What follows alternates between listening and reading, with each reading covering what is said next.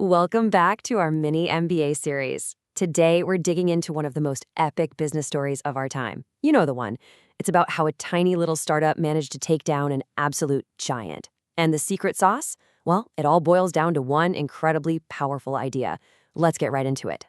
So how on earth did this happen? I mean, really think about it. How did Netflix, this scrappy little company that was bleeding cash, completely and utterly dismantled Blockbuster, a $6 billion global empire? This wasn't a lucky shot in the dark. No way. This was one of the most brilliant strategic takedowns in business history.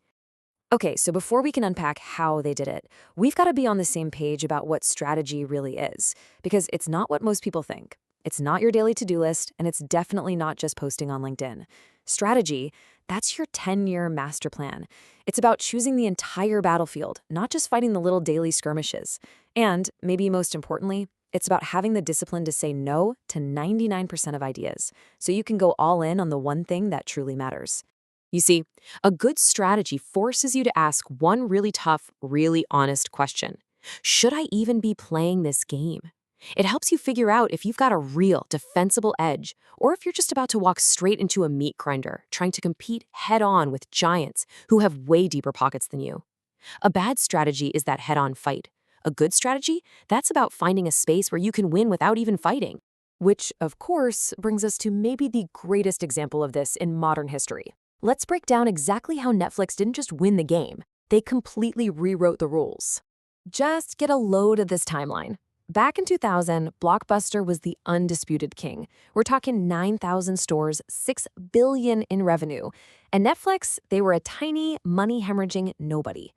But fast forward to 2007, Netflix hit 7 million subscribers, and the CEO of Blockbuster, literally on the record, dismissed their whole subscription model as a niche. Just 3 years after that, Blockbuster was bankrupt. I mean, what a stunning, complete reversal of fortune. So what went so wrong? What was Blockbuster's fatal flaw? Well, it can pretty much be boiled down to this one number right here, $800 million. That's how much profit they were making every single year from late fees. Think about that. Their business model was literally built on punishing their own customers. This wasn't just some side revenue, it was the core of their strategic blindness. Yeah, their whole strategy was just fatally flawed. It was completely tied to super expensive physical stores and those late fees that everybody hated. While customers were getting more and more frustrated, Blockbuster's big strategic move was investing in popcorn machines. They were doubling down on a game that their customers already couldn't stand playing. And then you have Netflix's counter move, which was just a three-part masterpiece. First, the trade-off. They said no to expensive stores and decided to mail DVDs directly to people's homes. Simple. Second, the customer insight.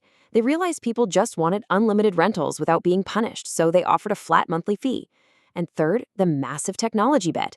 They saw that streaming was the future, and they poured $100 million into it while Blockbuster was still worried about in-store snacks.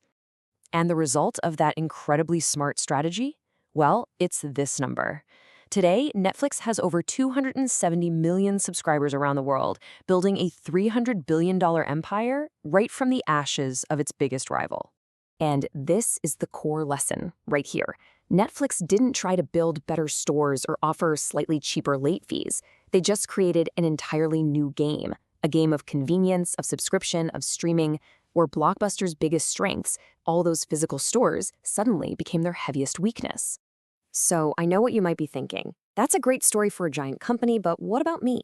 Well, the truth is, strategy isn't just for corporate boardrooms. It's for absolutely anyone who wants to win in the long run. Let's look at how this actually plays out in the real world.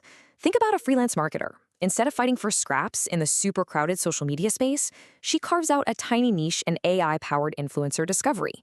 Suddenly, she's the go-to expert and can triple her rates. Or look at Airbnb during the pandemic. When travel just completely collapsed, they didn't just sit and wait. They made a strategic pivot from short vacations to long-term stays, and they actually grew revenue while the hotel industry was just getting crushed. And in India, a company called Flipkart went app-only. Why? Because they saw millions of new customers were skipping desktops entirely. Their only internet was on their phone. By focusing there, they cornered the market before their global competitors even knew what was happening. You see the pattern here? Every single one of these winners did the exact same thing Netflix did. They found a unique strength, and they perfectly matched it to a market opportunity. They refused to compete head-on. Instead, they created their own unfair advantage. And that is the very heart of great strategy. So let's bring this all home for you. The next time you're chasing a new job or launching a product, or you're just tempted by some shiny new idea, you need to stop and ask yourself one simple question. And that question is, does this fit my master plan? Because look, you can have the best tactics in the world, but they are totally useless if you don't have a clear direction. At the end of the day, tactics might win you a battle, but a powerful strategy, that will win you the war. So always remember, strategy eats tactics alive. Thanks for watching.